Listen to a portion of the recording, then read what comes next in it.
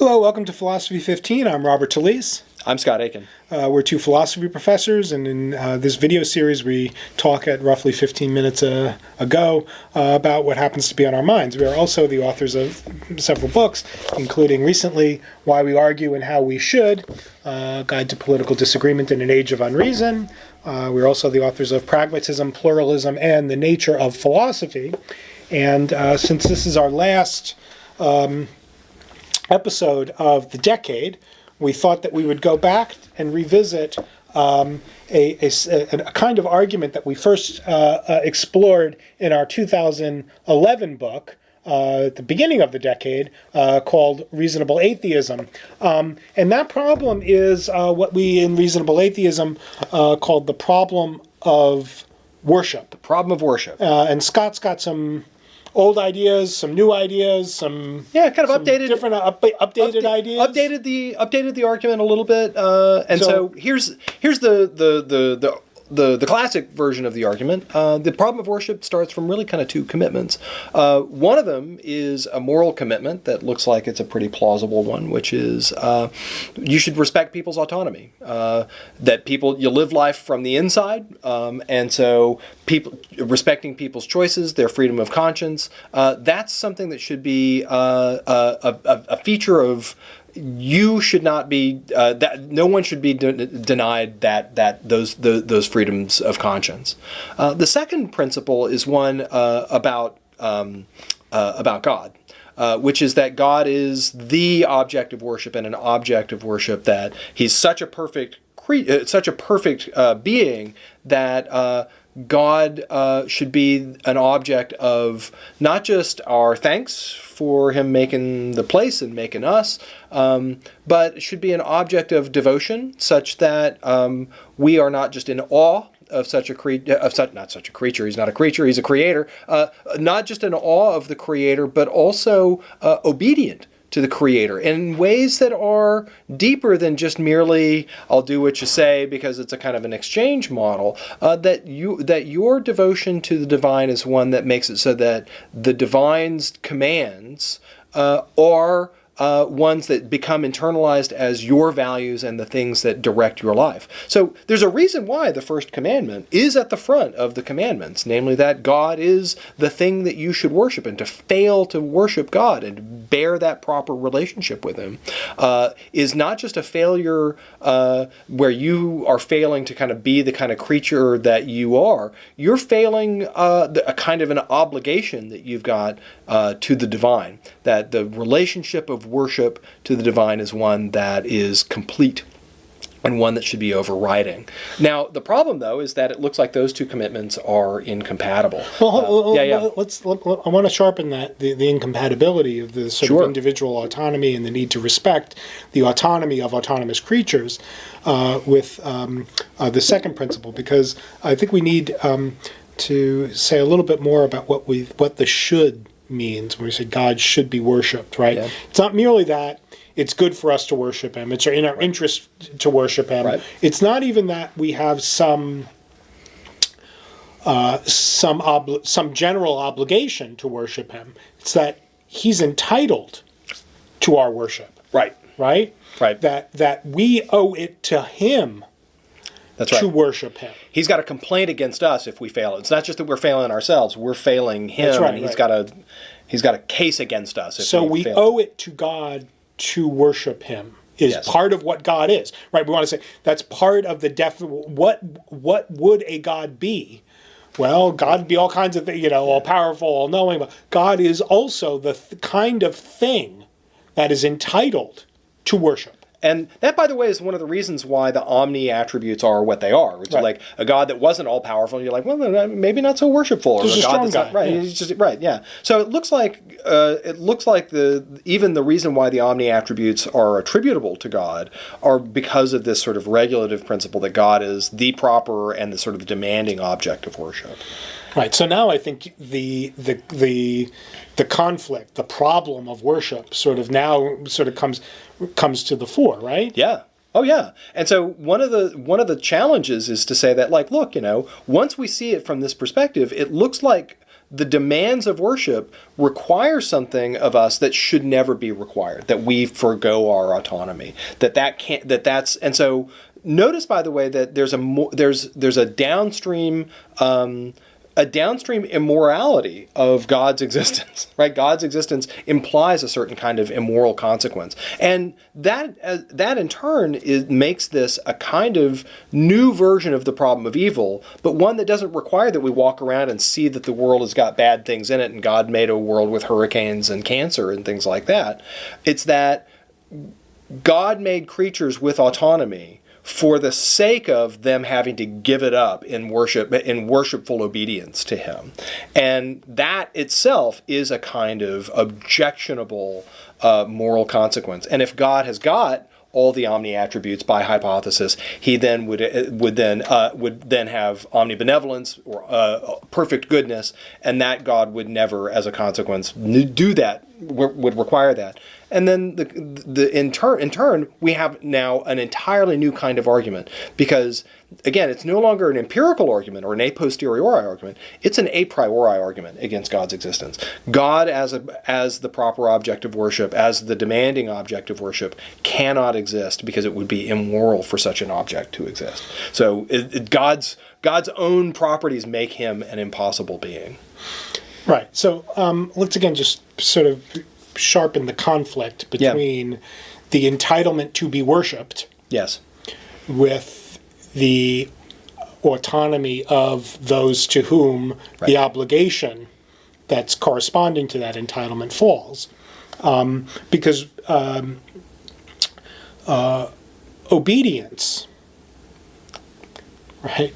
So God commands us to worship him. We owe God obedience. Right. Worship is a kind of expression of one's subordination. That's right. So in this expression of awe, of thanks, and all those other things, but also, right. Right, okay. Yeah, now, but also your subordination, your obedience. That's right. So it looks as if the unconditioned, let's say,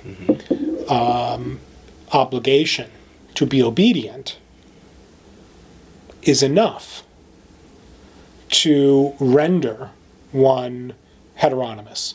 That is the opposite of autonomy, right? Yeah, so that's right. Autonomy is this is a very rough. Autonomy just is being self-governing, right? Obedience is the attitude that is intrinsically anti-autonomy. It is the surrendering of one's judgment to the judgment. I'm not making the rules around here. You make the rules around here. That's right. Yeah. So when I obey someone, obedience isn't merely acting in compliance with what somebody has demanded or commanded of you or required of you. Obedience is not merely doing what somebody else wants. Obedience is doing what is directed of you because it has been directed. And the fact that it's commanded is sufficient reason for it. It's not that God has given us excellent recommendations. Right. God's not advising us. That's right. So following the advice of your doctor, for example, is not obedience to your doctor, because you recognize that the doctor knows what's best for you and you are following his directions. Because you've reasoned autonomously that this is the prudent, right, path. Maybe even the morally required path for you to take. Right. Right. Obedience is the surrendering of that latter judge. You're not exercising your own judgment, right? What it is to be obedient is to sort of outsource, to offload, right, your own moral reasoning, so that the one who is obedient is somebody for whom the issuing of the demand, the issuing of the order, is sufficient to obligate the person to comply with it. Right. So the way to set up the argument now is that God is, here's the a priori premise, right. We are defining God as somebody who, for whom it's true, their ordering or commanding is sufficient for us to be obligated to comply. Right. God is somebody who is commands us to worship him, and so is entitled to our worship. So we are obliged to obey him, which means we're obliged to surrender our autonomy to him. Now, one objection to this line of argument has been that this makes autonomy a kind of an untrumpable or an unovercomable good. And that the objection is that this is an excessively Kantian argument, and I don't know if that just sounds like that just sounds like an observation about how the argument works as opposed to an objection. But the argument can be run differently without the sort of the autonomy requirement. And here's how this one runs. Imagine this argument runs on analogy. Imagine that you've got somebody that and by the way, this art version of the argument requires no obedience requirement for worship also. So you take out the obedience component. So we're not going to touch the autonomy element, but we still have the obligation to worship. So it runs like this: imagine somebody who is just a perfect saint. They do everything right. They are the best humanitarian. They're the most giving, the most charitable. The someone who's exemplary, the best parent, or the best whatever. They're the most conscientious teacher. They do everything perfectly, and even maybe just not just everything they're obligated to. They do the supererogatory stuff. They do all the stuff. And they, for many years, have won Humanitarian of the Year award and what have you, right? They win all the service awards at your university or or at your at wherever you work or something like that. This person is just the best, by hypothesis. But let's imagine that there's a day where somebody else wins the Humanitarian award. Or maybe there's just no humanitarian award given that year. That would be better, yeah. Yeah. This person is incensed as a consequence. There should be one of these, and I should win it. How dare you? How dare you not give it to me for the 10th year in a row? This is something that I'm owed. And then sets out a program of punishing. That's right. And the people who have failed to recognize him as the vengeful punishment, presumably. Yeah.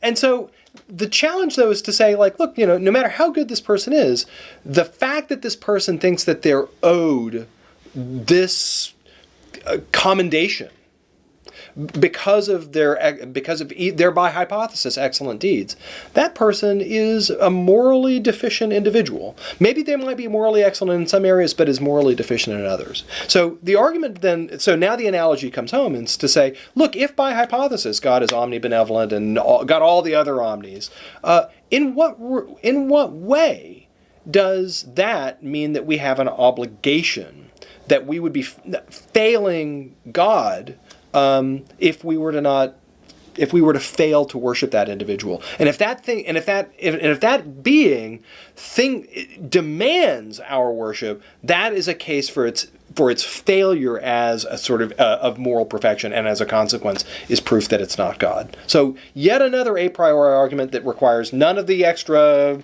Kantian stuff about the don't touch my autonomy. This is just about the sort of the demand that object be worshipped, regardless of whatever the worship seems to be. And so I guess in terms of obedience. Good. So we got we could see it as a two-pronged argument now. Oh yeah, sure. Right? So right.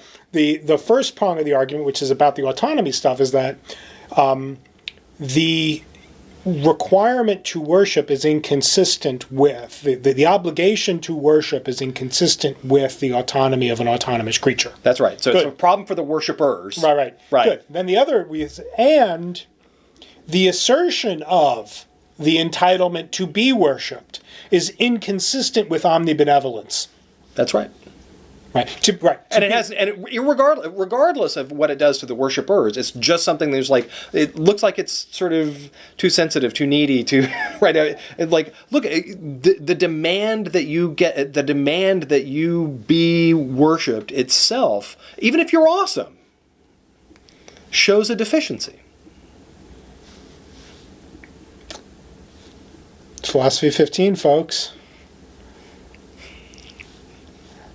Have a great 2020, everybody. Indeed.